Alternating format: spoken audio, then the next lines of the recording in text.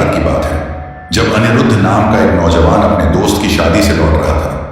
घड़ी रात के 2 बजा रही थी और सड़क सुनसान थी। चांदनी हल्की थी और ठंडी हवा के झोंके उसके बदन से टकरा रहे थे।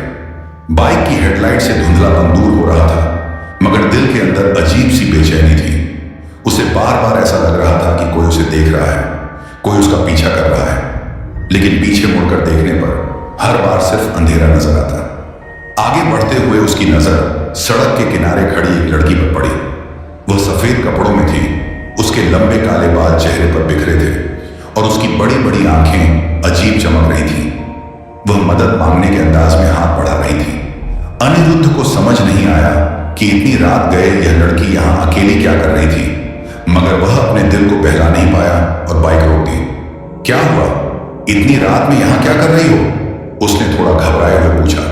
लड़की ने धीमे और मधुर स्वर में कहा, मेरी गाड़ी खराब हो गई है और कोई मदद नहीं मिल रही। क्या आप मुझे पास के गांव तक छोड़ सकते हैं? अनिरुद्ध को लड़की की आवाज में एक अजीब सा आकर्षण महसूस हुआ। वह बिना ज्यादा सोचे उसे बाइक पर बैठने का इशारा कर दिया। जैसे ही वह लड़की पीछे बैठी, अनिरुद्ध के शरीर में ठंडी लहर दौड़ गई। उसे ऐसा लगा जैसे कोई बर्फ का टुकड़ा उसकी रीढ़ की हड्डी पर रखा गया हो, लेकिन उसने इस बात को ज्यादा तवज्जो नहीं दी और बाइक स्टार्ट कर दी। कुछ ही मिनटों में अनिरुद्ध को एहसास हुआ कि सड़क बहुत लंबी लग रही थी। जिस रास्ते पर वह रोज आता जाता था वह आज अनजाना लग रहा था। ऐसा लग रहा था जैसे वह किसी अनजानी जगह में भटक गया हो। लड़की पीछे बैठी चुपचाप थी, लेकिन उसकी सांसें अजीब तरह से चल रही थी, जैसे कोई थका हुआ जानवर हाँफ रहा हो। कौन सा गांव जाना है तुम्हें? अनिरुद्ध ने हिम्मत करके पूछा। लड़की ने धीरे से उसकी गर्दन के करीब आकर फुसफुसाया, जहां तुम्हारा अंत लिखा हो। इतना सुनते ही अनिरुद्ध के पूरे शरीर में झुरझुरी दौड़ गई।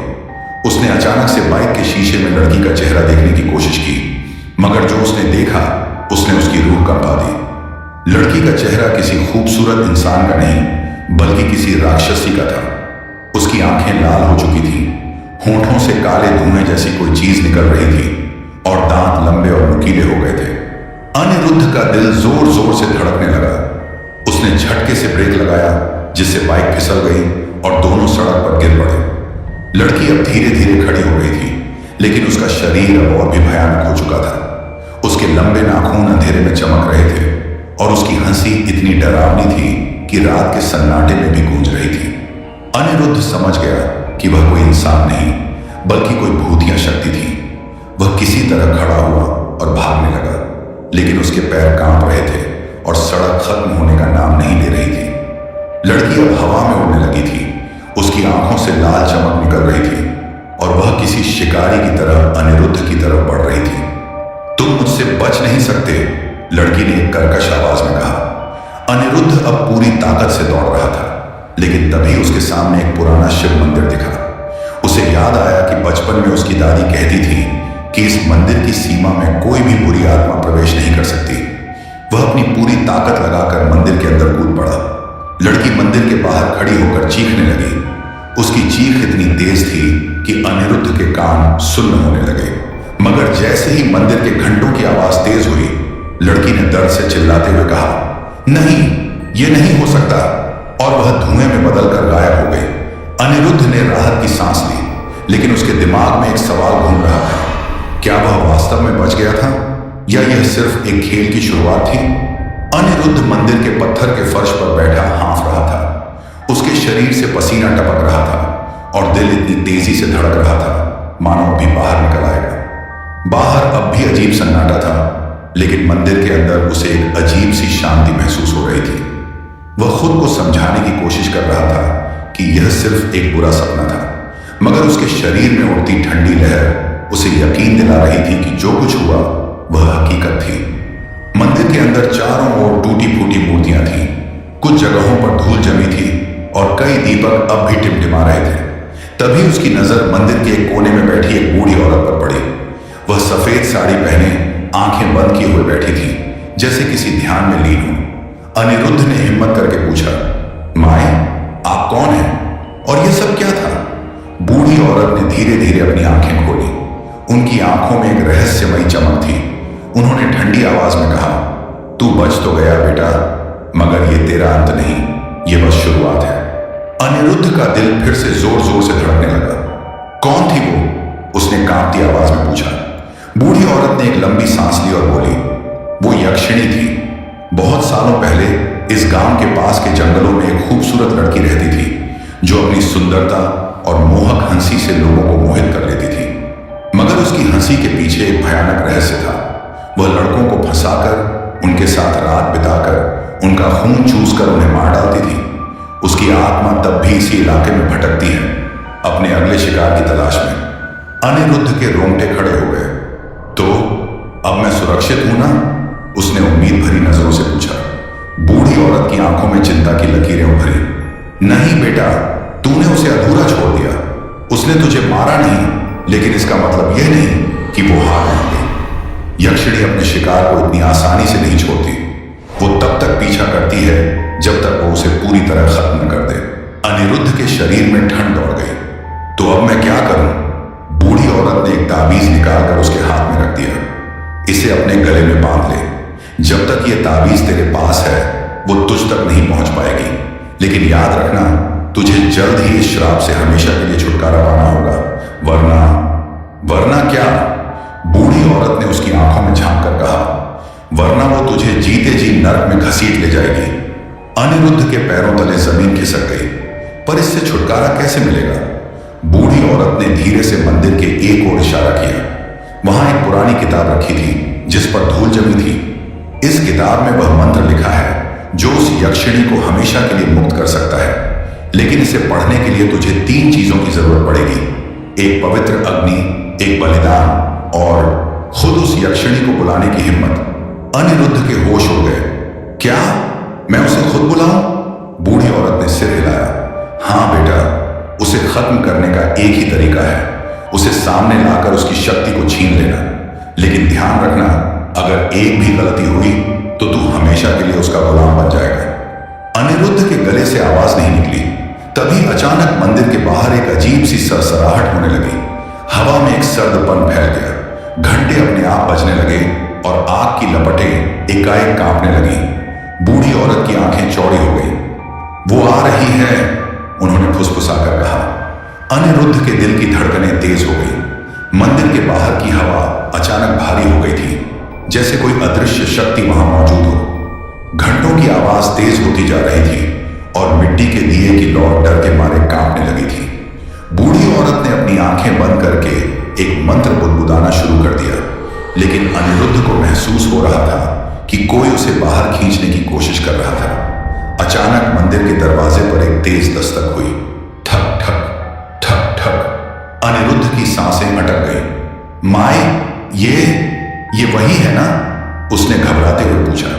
बूढ़ी औरत ने आंखें खोले बिना ही धीरे से सिर हिलाया।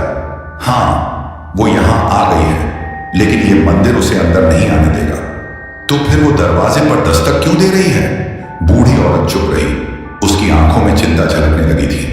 अनिरुद्ध, यह आवाज बाहर से आई थी। वो एक मीठी, मोहक और जानी पहचानी आवाज थी। अनिरुद्ध की रीढ़ में ठंडक दौड़ गई। ये वही लड़की थी जिसने उसे बाइक पर बैठकर रास्ता पूछा था। अनिरुद्ध, मैं तुम्हें ढूंढ रही थी। अनिरुद्ध की मुट्ठियां कस गई। खोल दो दरवाजा।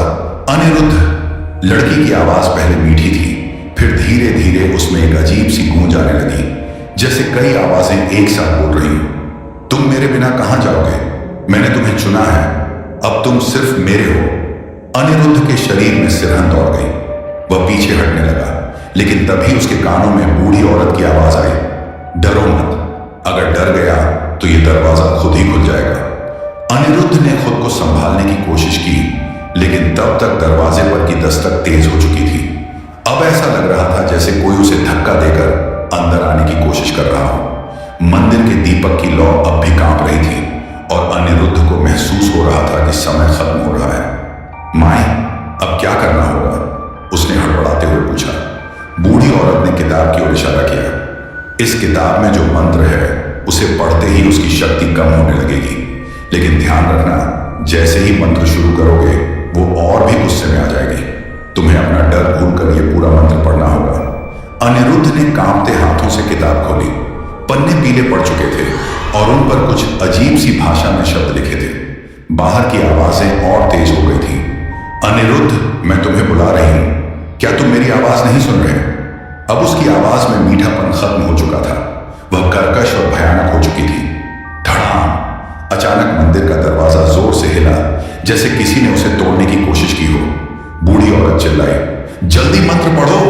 अनिरुद्ध ने कांपते होठों से पहला शब्द पढ़ा, एयूएम ह्रीं कालिका देवाय नमः। जैसे ही उसने मंत्र पढ़ना शुरू किया, बाहर से एक भयानक चीख सुनाई दी। ऐसा लगा जैसे कोई दर्द से तड़प उठा। मंदिर के दीपक की लौ अब स्थिर होने लगी थी और वातावरण में एक अजीब सी ऊर्जा बहने लगी थी। लेकिन तभी दरवाजा अचानक अपने आप खुल गया और जो अंदर आया उसे देखकर अनिरुद्ध की आत्मा तक कांप गई। दरवाजे के खुलते ही अंदर घना अंधेरा भर गया। मंदिर की जलती हुई दीपक की लौ एक झटके में बुझ गई और एक ठंडी सड़ी गली गंध पूरे माहौल में फैल गई। अनिरुद्ध ने कांपते हुए देखा, वह लड़की जो पहले सुंदर थी अब भयानक रूप ले चुकी थी। उसकी आंखें अंगारों की तरह जल रही थी, बाल हवा में उड़ रहे थे और उसका मुंह किसी शिकार की तलाश में हल्के हल्के खुला हुआ था, जिससे काले धुएं जैसी कोई चीज बाहर निकल रही थी। अनिरुद्ध का शरीर जम गया, उसकी सांसें रुकने लगी। मैंने कहा था ना, तुम मुझसे बच नहीं सकते। यक्षिणी की आवाज अब किसी इंसान की नहीं रही थी, बल्कि किसी मरे हुए प्रेत की तरह गूंज रही थी। बूढ़ी औरत ने तुरंत मंदिर के अंदर रखी पवित्र राख उठाकर यक्षिणी की ओर फेंकी। रुक जा शापित आत्मा, तू इस मंदिर में कुछ नहीं कर सकती। जैसे ही राख यक्षिणी के शरीर से टकराई, वह कुछ कदम पीछे हटी, लेकिन उसने एक जोरदार चीख मारी जिससे मंदिर की दीवारें तक कांप उठी। मैं नहीं रुकूंगी, ये मेरा है, इसका खून, इसकी आत्मा, सब कुछ मेरा है।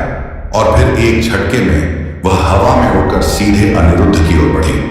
अनिरुद्ध ने डर से आंखें बंद कर ली, लेकिन तभी बूढ़ी औरत ने तेजी से मंत्र पढ़ते हुए मंदिर के घंटे बजाने शुरू कर दिए। एवं ह्रीं काली महाकाली ह्रीं स्वाहा। मंत्र के साथ ही मंदिर में एक ऊर्जा लहर की तरह बहने लगी। यक्षिणी चीखने लगी, उसके शरीर से धुआं निकलने लगा और उसकी आवाज और भी दर्दनाक हो गई। नहीं, ये मत करो, मुझे मत बांधो। लेकिन बूढ़ी औरत रुकी नहीं। उन्होंने अनिरुद्ध की ओर देखा और चिल्लाई, जल्दी किताब में लिखा अंतिम मंत्र पढ़ो, वरना यह फिर से शक्ति पालेगी।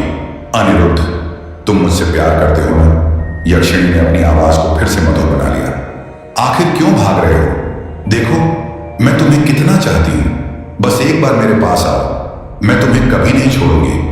अनिरुद्ध की आंखें एक पल के लिए झपकी और उसे वही खूबसूरत चेहरा दिखा जो पहली बार उसने देखा था। यक्षिणी अब फिर से अपने असली सुंदर रूप में थी। बड़ी बड़ी मासूम आंखें, होठों पर हल्की मुस्कान और कोमल आवाज। आओ ना अनिरुद्ध। उसकी आवाज इतनी मीठी थी कि अनिरुद्ध का मन किया कि बस उसके पास चला जाए, उसकी बाहों में समा जाए। लेकिन तभी बूढ़ी औरत ने एक जलता हुआ दीपक उठाकर अनिरुद्ध की ओर फेंका। सपनों से बाहर आ मूर्ख, ये छलावा है। अनिरुद्ध की तंद्रा टूटी। उसने फिर से किताब की ओर देखा और पूरा साहस जुटाकर अंतिम मंत्र पढ़ दिया। एयूएम नमो भगवती महाकाली महायक्षिणी नाशय स्वाहा। जैसे ही उसने अंतिम शब्द पढ़ा, एक जोरदार बिजली कड़क उठी। यक्षिणी एक तेज चीख के साथ जमीन पर गिर पड़ी। उसकी त्वचा जलने लगी और उसकी पूरी देह राख में बदलने लगी। नहीं, यह संभव नहीं है। उसने एक आखिरी बार अनिरुद्ध की तरफ देखा। आंखों में गुस्सा, दर्द और एक अधूरी प्यास थी। मैं लौटूंगी, मैं फिर आऊंगी। और फिर अगले ही पल वह भयंकर चीख के साथ काले धुएं में बदल गई और मंदिर के अंदर ही समा गई। सब कुछ शांत हो गया। अनिरुद्ध का शरीर थरथरा रहा था, लेकिन अब सब खत्म हो चुका था। बूढ़ी औरत ने लंबी सांस लेते हुए कहा, तूने अच्छा किया बेटा, तूने श्राप को खत्म कर दिया। अनिरुद्ध ने कांपते हुए उनकी ओर देखा। क्या वो सच में चली गई? बूढ़ी औरत ने गहरी नजरों से मंदिर के कोने में देखा, जहां धुएं के कुछ बचे कुचे कण अब भी हवा में तैर रहे थे। शायद हां, शायद नहीं, लेकिन याद रखना, बुरी आत्माएं पूरी तरह खत्म नहीं होती। वे कहीं ना कहीं इंतजार करती हैं किसी नए शिकार के लिए। अनिरुद्ध की रीढ़ में ठंड दौड़ गई। बाहर रात का अंधेरा अभी भी गहरा था, लेकिन अब अनिरुद्ध जानता था कि वह फिर कभी किसी अजनबी को रास्ते में नहीं रोकेगा। कहीं कोई और यक्षिणी किसी और शिकार की तलाश में तो नहीं। मंदिर के अंदर अब भी हल्की हल्की गूंज बाकी थी। यक्षिणी की चीखों की प्रतिध्वनि अब भी दीवारों में गूंज रही थी। अनिरुद्ध को महसूस हुआ कि हवा में एक अजीब सा सन्नाटा था, मगर एक बेचैनी अब भी मौजूद थी। बूढ़ी औरत ने मंदिर की जमीन पर गिरे हुए राख के ढेर की ओर देखा, जहां कुछ देर पहले यक्षिणी खड़ी थी। यह खत्म हो गया, अनिरुद्ध ने खुद से कहा, लेकिन उसकी आवाज खुद को भी भरोसा नहीं दिला सकी। बूढ़ी औरत ने उसकी ओर देखा और उनकी आंखों में चिंता की गहरी लकीरें थीं। तू ये मत सोच कि तू बच गया है बेटा। अनिरुद्ध का गला सूख गया। क्या मतलब? उसने कांपती आवाज में पूछा। बूढ़ी औरत ने धीरे से मंदिर के किवाड़ की ओर देखा, जहां दरवाजे के पास अब भी हल्की हल्की राख बिखरी थी। यक्षिणी मरी नहीं, वो बस छली गई है। वो अभी भी तुझसे बंधी हुई है। अनिरुद्ध की आंखें फटी रह गई। ना, नहीं, मैंने मंत्र पढ़ दिया था, मैंने उसे खत्म कर दिया था। बूढ़ी औरत ने गहरी सांस ली और फिर धीमे स्वर में कहा, क्या तुझे लगा कि एक मंत्र से वो खत्म हो जाएगी? वो एक साधारण आत्मा नहीं थी बेटा, वो एक शापित यक्षिणी थी, जिसने अपने अस्तित्व को समय से परे कैद कर रखा था। उसे खत्म करने के लिए सिर्फ मंत्र काफी नहीं, तुझे उसका मूल शरीर ढूंढना होगा और उसे जलाना होगा। अनिरुद्ध का शरीर ठंडा पड़ने लगा। मूल शरीर? बूढ़ी औरत ने सिर हिलाया। हाँ, उसका असली शरीर कहीं ना कहीं अब भी मौजूद है। जब तक वो शरीर पूरी तरह नष्ट नहीं होता, तब तक वो वापस आ सकती है, और इस बार वो और भी ज्यादा ताकतवर होगी। अनिरुद्ध के होश उड़ गए। तो फिर अब क्या? बूढ़ी औरत ने उसके कंधे पर हाथ रखा और कहा, अब तुझे उस जगह जाना होगा जहां यह श्राप शुरू हुआ था। अनिरुद्ध ने कांपते हुए पूछा, कहां? बूढ़ी औरत की आंखों में अजीब सी चमक थी। उस जंगल में जहां उसने पहली बार अपना शिकार किया था। रात का जंगल और छुपा हुआ रहस्य। कुछ देर बाद अनिरुद्ध और बूढ़ी औरत दोनों एक पुराने घने जंगल के अंदर थे। हवा में नमी थी और दूर कहीं उल्लू की डरावनी आवाजें आ रही थी। बूढ़ी औरत ने रास्ता दिखाते हुए कहा, कई साल पहले इसी जंगल में एक लड़की को जलाकर मार दिया गया था। अनिरुद्ध ने कांपते हुए पूछा, क्यों? बूढ़ी औरत ने कहा, क्योंकि वो कोई साधारण लड़की नहीं थी, वो यक्षिणी थी। गांव वालों ने उसे पहचान लिया था, और जब उसने गांव के कई लड़कों को मार दिया तो उन्होंने उसे पकड़कर जिंदा जला दिया। मगर मरते मरते उसने भयानक शाप दिया कि वह वापस आएगी और हर उस आत्मा को निगल जाएगी जिसने उसके साथ विश्वासघात किया। अनिरुद्ध का दिल जोर जोर से धड़कने लगा। और उसका शरीर? बूढ़ी औरत ने अंधेरे में एक पुराने धंसे हुए कुएं की ओर इशारा किया। उसकी जली हुई हड्डियां अब भी इसी कुएं में हैं। जंगल में अचानक ठंडी हवा बहने लगी। अनिरुद्ध को अचानक लगा जैसे कोई उसे देख रहा हो। उसने धीरे से पीछे मुड़कर देखा और उसका खून जम गया। एक परछाई, लंबे बालों वाली, पतली और बिना आंखों वाली, वह जंगल के अंदर घने पेड़ों के बीच खड़ी थी। अनिरुद्ध, तुम फिर से आ गए। ये वही आवाज थी, यक्षिणी की। अनिरुद्ध का दिल गले में अटक गया। ना, नहीं, ये संभव नहीं है, बूढ़ी औरत चिल्लाई। वो वापस आ गई, जल्दी कुएं में आग लगा। लेकिन जैसे ही अनिरुद्ध आगे बढ़ा, यक्षिणी की परछाई हवा में तैरने लगी और एक झटके में उसके ठीक सामने आ गई। अब उसका चेहरा पूरी तरह सड़ा हुआ था। उसकी आंखों की जगह दो गहरे काले गड्ढे थे और उसका मुंह किसी गहरे अंधेरे कुएं की तरह खुला था। तुम मुझसे बच नहीं सकते अनिरुद्ध। और फिर उसने अपना हाथ बढ़ाया। अनिरुद्ध चीखने ही वाला था कि अचानक एक चमत्कार हुआ। एक तीव्र रोशनी चमकी और यक्षिणी की चीखों से पूरा जंगल गूंज उठा। अनिरुद्ध ने देखा किसी अदृश्य शक्ति ने यक्षिणी को जकड़ लिया था। बूढ़ी औरत ने मंत्र पढ़ते हुए कुएं में आग डाल दी। एयूएम नमः शिवाय, शापित आत्मा इस संसार से मुक्त हो।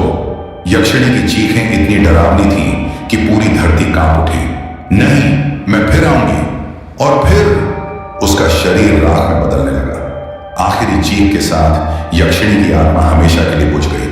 सन्नाटा, सब कुछ खत्म हो गया था। बूढ़ी औरत ने गहरी सांस ली और कहा, अब यह आत्मा कभी वापस नहीं आएगी। अनिरुद्ध अब भी कांप रहा था, मगर वह जानता था अब वह सुरक्षित है, या शायद नहीं। अंधेरे में कहीं दूर एक और परछाई हिलने लगी थी। क्या सच में सब खत्म हुआ था? जंगल में चारों तरफ सन्नाटा था, मगर वह सन्नाटा शांति का नहीं था, बल्कि ऐसा लग रहा था जैसे कुछ अनहोनी होने वाली हो। कुएं से अब भी हल्की हल्की राख उड़ रही थी और जलने की गंध हवा में घुल गई थी। बूढ़ी औरत ने गहरी सांस ली और धीरे धीरे कहा, अब आत्मा मुक्त हो चुकी है। अनिरुद्ध का मन किया कि इस पर भरोसा कर ले, मगर उसके शरीर के रोंगटे अब भी खड़े थे। कुछ ठीक नहीं था। और तभी पेड़ों के पीछे से किसी के चलने की आवाज आई। खर्रर खर्रर। अनिरुद्ध और बूढ़ी औरत दोनों ही उस दिशा में मुड़े। अंधेरे में कुछ हिलता हुआ नजर आ रहा था। कौन है वहां? बूढ़ी औरत ने कांपती आवाज में पूछा। कोई जवाब नहीं, सिर्फ धीमी धीमी सरसराहट। अनिरुद्ध के हाथ पैर ठंडे हो गए। उसने महसूस किया कि कुएं से उठती राख हवा में एक अजीब सा आकार बना रही थी, जैसे कोई चेहरा उभर रहा हो। वही चेहरा, बिना आंखों का, बिना होठों का, बस एक काली गहरी खाई जैसा मुंह। अनिरुद्ध के गले से चीख निकलने ही वाली थी कि अचानक कुआं जोर से हिलने लगा। जमीन थरथराने लगी, जैसे कोई उसमें से बाहर निकलने की कोशिश कर रहा हो। बूढ़ी औरत की आंखें डर से फैल गई। नहीं, ये नहीं हो सकता, अनिरुद्ध चिल्लाया। क्या हो रहा है? बूढ़ी औरत कांपते हुए बोली, हमसे बहुत बड़ी भूल हो गई। और फिर कुएं से एक भयंकर चीख निकली, इतनी तेज कि पूरा जंगल हिल गया। पेड़ कांप उठे, पत्ते टूटकर जमीन पर गिरने लगे। और फिर कुएं के अंदर से दो सफेद हड्डी जैसे हाथ बाहर निकले। अनिरुद्ध ने देखा तो उसका खून जम गया। यक्षिणी वापस आ रही थी, मगर अब वह पहले से भी ज्यादा भयानक थी। उसकी त्वचा पूरी तरह जली हुई थी। उसके लंबे नाखूनों से काला खून टपक रहा था और उसकी आंखों की जगह दो गहरे गड्ढे थे जिनसे धुआं निकल रहा था। उसने धीरे धीरे अपना मुंह खोला। तुम मुझे मार नहीं सकते, मैं अमर हूं, मैं हर जगह हूं। बूढ़ी औरत चीख पड़े, अनिरुद्ध भाग! मगर अब बहुत देर हो चुकी थी। यक्षिणी ने अपना जला हुआ हाथ आगे बढ़ाया और यक्षिणी के जले हुए हाथों ने कुएं की गीली मिट्टी को कसकर जकड़ लिया। उसके नुकीले नाखूनों से लिसलिसा काला खून टपक रहा था और उसकी पूरी देह से जलती हुई मांस की भयंकर गंध उठ रही थी। अनिरुद्ध का खून ठंडा पड़ गया। उसकी टांगें कांपने लगी। बूढ़ी औरत ने कांपते हुए थैली से पवित्र भस्म निकाली और यक्षिणी की ओर उछाली, मगर इस बार कुछ नहीं हुआ। यक्षिणी ने धीरे धीरे अपना सिर ऊपर उठाया। अब उसका चेहरा पहले से भी ज्यादा भयानक हो गया था। उसकी खाल जगह जगह से गल चुकी थी, गालों की हड्डियां बाहर झांक रही थी और उसकी आंखों की जगह दो गहरे काले गड्ढे थे। उसने अपनी लंबी पतली उंगलियों को हवा में लहराया और एक झटके में बूढ़ी औरत को जमीन पर पटक दिया। बूढ़ी औरत चीख उठी, अनिरुद्ध पीछे देखो! अनिरुद्ध ने घबराकर पीछे मुड़कर देखा और उसका दिमाग सुन्न हो गया। जंगल के हर कोने में लाशें खड़ी थीं, पुराने सड़े गले शरीर, उनके चेहरे विकृत थे, आंखें सफेद थीं, कुछ के जबड़े टूटे हुए थे, कुछ के हाथ पैर उल्टे मुड़े हुए थे और वे सभी धीरे धीरे उसकी ओर बढ़ रहे थे। अनिरुद्ध की सांसें अटक गई। ये क्या है? यक्षिणी हंसने लगी। उसकी हंसी इतनी डरावनी थी कि हवा भी कांप गई। ये मेरे पिछले शिकार हैं, अनिरुद्ध। ये वही हैं जिन्होंने मुझसे प्यार किया था और फिर मेरे भोजन बन गए। उसने अपना लंबा काला हाथ उसकी ओर बढ़ाया। अब तुम्हारी बारी है। अनिरुद्ध की आंखों के सामने अंधेरा छाने लगा। उसके कानों में कुछ फुसफुसाने लगा, आ जाओ मेरे पास, मेरे पास। अनिरुद्ध को लगा जैसे उसका शरीर अब उसके बस में नहीं रहा। उसके कदम खुद ब खुद आगे बढ़ने लगे। बूढ़ी औरत ने जमीन पर घिसटते हुए अपनी आखिरी ताकत लगाई और एक गंडा अनिरुद्ध की जेब में डाल दिया। इसे पकड़कर रख, ये तुझे बचा सकता है। मगर अब बहुत देर हो चुकी थी। यक्षिणी का काला भयानक हाथ उसकी छाती पर पड़ा और फिर पूरा जंगल भयंकर चीखों से गूंज उठा। चारों ओर अंधेरा फैल गया और फिर सब कुछ शांत हो गया। चारों ओर घना अंधेरा छा गया था। सिर्फ एक आवाज गूंज रही थी, यक्षिणी की भयावह हंसी। अनिरुद्ध का शरीर ठंडा पड़ चुका था। उसका दिमाग सुन्न था। वह अब भी खड़ा था, मगर उसे महसूस हुआ कि जैसे उसके भीतर से कुछ खींचा जा रहा हो। उसकी आत्मा, उसकी चेतना। यक्षिणी ने अपनी लंबी पतली उंगलियों को और कस दिया। अब तेरा खून भी मेरा होगा। उसकी सांसें सड़ते हुए मांस की दुर्गंध से भरी हुई थी। उसके चेहरे पर धीरे धीरे मांस फिर से उगने लगा था, जैसे हर नए शिकार के साथ वह और ताकतवर हो रही थी।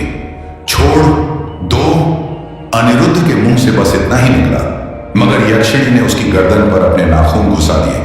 चारों तरफ भयानक चीखें गूंज उठी। अनिरुद्ध को महसूस हुआ कि जैसे वह कहीं और पहुंच रहा है, कहीं गहरे, कहीं बहुत दूर। अंधकार का संसार आंख खुलते ही अनिरुद्ध ने खुद को एक अजीब जगह पर पाया। चारों ओर सिर्फ धुंध थी, कोई पेड़ नहीं, कोई जमीन नहीं, कोई दिशा नहीं, बस एक अंतहीन अंधकार। और उसमें से लाशें निकल रही थी, वही लोग जो यक्षिणी के शिकार हुए थे। उनकी आंखों की जगह खाली गड्ढे थे, उनके मुंह सिल दिए गए थे। वे धीरे धीरे उसकी ओर बढ़ रहे थे। तू भी अब हमारा हिस्सा है, उनकी आवाज कानों में गूंज उठी। अनिरुद्ध ने पीछे हटने की कोशिश की, मगर उसके पैर किसी अदृश्य जाल में जकड़ गए थे। और तभी उसने देखा यक्षिणी भी वहां थी, मगर अब वह पहले से भी ज्यादा विकृत थी। उसकी पूरी देह हड्डियों से ढकी हुई थी, मगर जैसे ही वह मुस्कुराई, उसका सड़ा गला मांस दोबारा आने लगा। अब तेरा भी नंबर आ गया अनिरुद्ध। उसने धीरे धीरे अपना काला गंदा हाथ उसकी छाती की ओर बढ़ाया। अनिरुद्ध की सांसें तेज हो गई। नहीं, मगर उसकी आवाज अब कोई नहीं सुन सकता था। दूसरी दुनिया का रहस्य अचानक हवा में एक कंपन हुआ। कुछ चमका, गंडा जो बूढ़ी औरत ने उसकी जेब में डाला था, वह अब चलने लगा था। यक्षिणी एक झटके में पीछे हटी। ये कैसे संभव है? गंडे से एक अजीब रोशनी निकली और अनिरुद्ध के चारों ओर फैल गई। लाशें चीखने लगी, अंधकार हिलने लगा। यक्षिणी ने गुस्से में दहाड़ लगाई। नहीं, मैं तुझे नहीं जाने दूंगी। मगर गंडे की रोशनी फैलती जा रही थी और फिर सब कुछ फट गया। भयंकर अंधकार, तेज रोशनी और फिर सन्नाटा। चारों तरफ गहरा सन्नाटा था। गंडे की रोशनी अब फीकी पड़ने लगी थी। अनिरुद्ध ने धीरे धीरे अपनी आंखें खोली। वह फिर से उसी जंगल में था।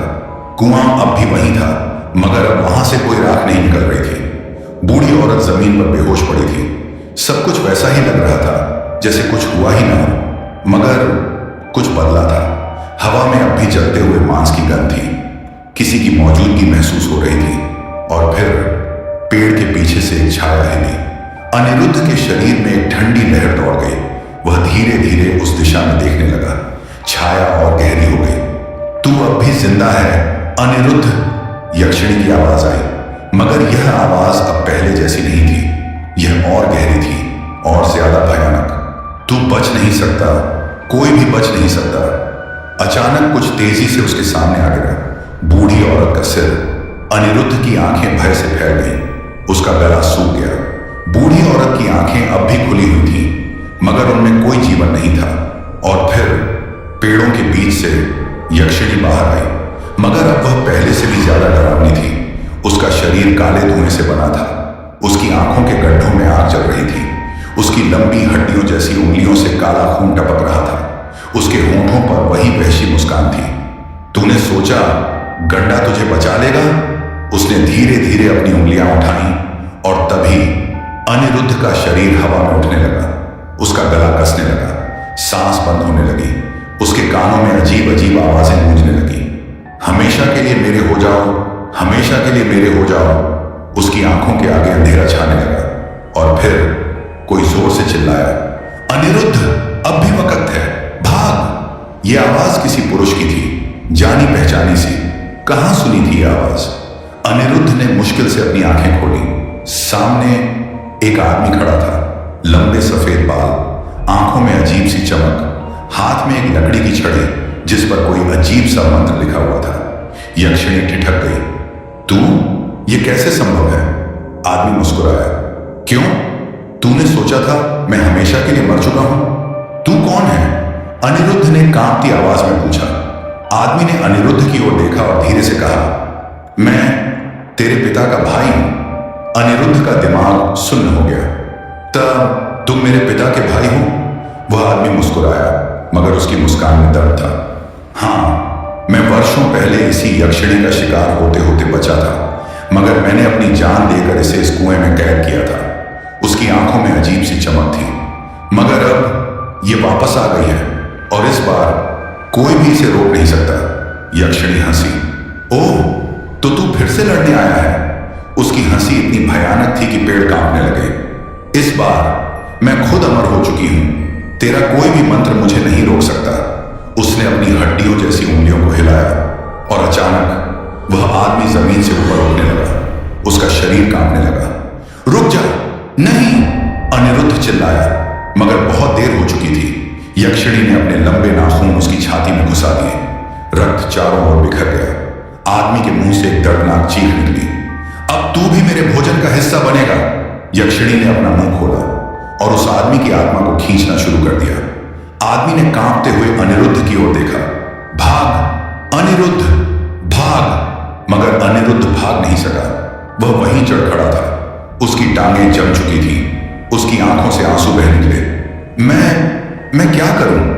मगर अब कोई जवाब देने वाला नहीं था। यक्षिणी ने आदमी की आत्मा को अपने भीतर समा लिया। अब वह पहले से भी ज्यादा ताकतवर हो गई थी। उसका शरीर और काला हो चुका था। उसके नाखून और लंबे हो चुके थे।